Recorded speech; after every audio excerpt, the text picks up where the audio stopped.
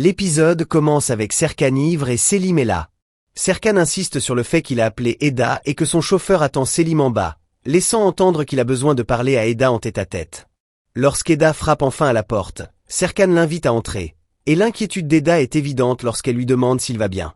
Même en essayant de garder sa contenance, Serkan montre qu'il est bouleversé, et cela la touche profondément. La conversation commence difficilement, avec des tentatives d'éviter ce qui est vraiment important, mais la tension émotionnelle est impossible à cacher. Eda admet qu'elle est venue parce qu'elle s'inquiétait, et Serkan, de son côté, laisse clairement entendre qu'il voulait exactement ce moment. Selim part et Serkan reste seul avec Eda. La connexion entre eux s'intensifie, avec des regards et des silences qui en disent plus que n'importe quelle phrase. Peu à peu, l'ambiance passe de l'inconfort à quelque chose de plus intime et vrai, comme s'ils reprenaient quelque chose qui n'avait jamais cessé d'exister. Ensuite, Serkan et Eda s'ouvrent enfin un peu plus, laissant les sentiments anciens refaire surface. Serkan tente d'exprimer à quel point Eda est importante, disant d'une manière un peu maladroite qu'elle a de la valeur, ce qui peut sembler un peu kitsch, mais sincère. Eda se souvient qu'il avait déjà dit quelque chose de similaire auparavant, créant un moment de nostalgie entre eux. Serkan admet qu'il se souvient de tout, montrant que leur passé est encore très présent. L'atmosphère devient plus légère par instants, avec de petites interactions révélant l'intimité qu'ils partagent.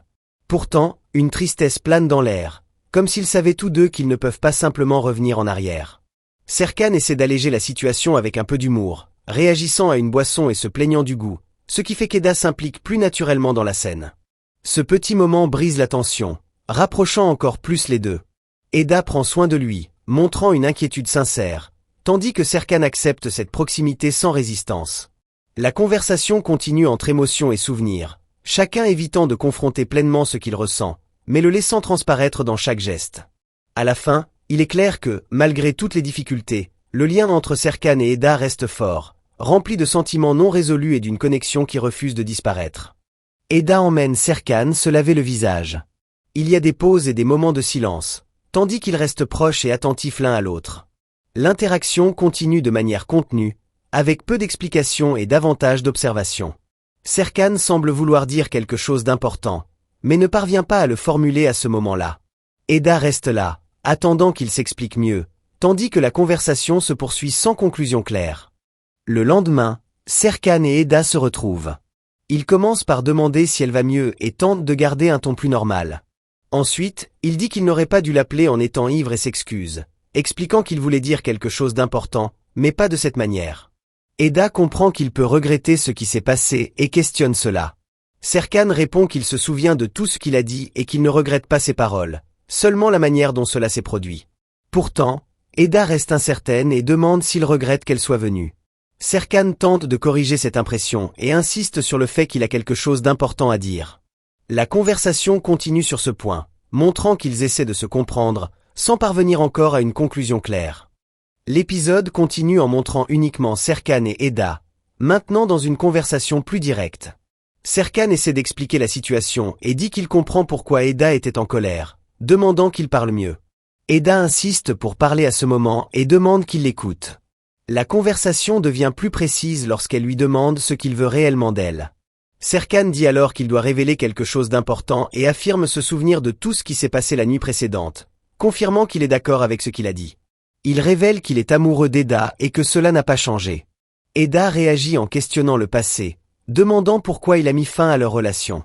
Serkan répond qu'il a pris cette décision parce qu'il pensait qu'elle partirait de toute façon. La conversation se poursuit, les deux essayant de clarifier ce qui s'est passé entre eux, en gardant un ton direct, sans détour, mais avec encore des doutes entre eux. Ensuite, la conversation change lorsque le sujet du passé d'Eda surgit. Elle interroge sur la mort de ses parents et se rend compte qu'il y a quelque chose qui n'a pas été dit. Serkan tente d'expliquer, malgré la difficulté, et révèle que l'accident ayant causé la mort de ses parents était lié à une entreprise associée au père de Serkan. Il dit qu'il ne le savait pas auparavant et qu'il l'a découvert récemment. Eda demande pourquoi il ne l'a pas dit avant, et il répond qu'il a essayé, mais n'a pas pu à ce moment-là.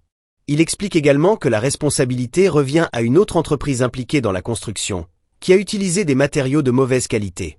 Malgré tout, Eda reste méfiante et soulève d'autres questions, y compris des situations passées entre eux. Serkan insiste sur le fait qu'il ne voulait rien cacher et qu'il a essayé d'éviter qu'elle souffre. La conversation se termine par un éloignement clair entre les deux, Eda disant qu'elle n'a plus rien à dire et montrant qu'elle a commencé à le voir différemment. Eda se rend alors chez le père de Serkan et le confronte au sujet de ce qu'il savait concernant la mort de ses parents, exigeant tous les détails de ce qui s'est passé. Elle veut comprendre qui était responsable et ce qui s'est réellement passé, posant des questions sur chaque information encore cachée. Il explique de manière directe, sans dramatiser, que les documents et preuves sont disponibles et qu'il n'a jamais voulu lui nuire. Il raconte qu'après l'accident, il a tenté de la contacter, mais qu'Eda avait changé de nom de famille et s'était éloigné, et que la responsabilité réelle revenait à l'entreprise impliquée dans la construction, qui avait utilisé des matériaux de mauvaise qualité. Eda exprime sa frustration d'avoir vu sa vie volée par cet accident et la difficulté qu'elle a à pardonner, tandis qu'il l'écoute et tente de montrer qu'il comprend l'impact, sans argumenter ni minimiser. Eda prend les papiers et s'en va, et elle rencontre Serkan, qui réaffirme qu'il est toujours amoureux d'elle et qu'il tient profondément à elle, disant qu'elle est la seule qui compte pour lui et qu'il n'a jamais voulu cacher la vérité. Il rappelle qu'une partie du problème est venue de ses tentatives de contrôler la situation pour son bien, mais admet avoir échoué en ne réussissant pas à expliquer plus tôt. Eda reste ferme dans ses sentiments, mais la conversation permet à la vérité d'émerger et à Serkan de s'expliquer. L'interaction se termine avec les deux essayant d'organiser les faits et de faire face au passé, en gardant une proximité physique et un dialogue ouvert, sans transformer la discussion en accusation ou explosion émotionnelle, se contentant de clarifier ce qui devait être dit.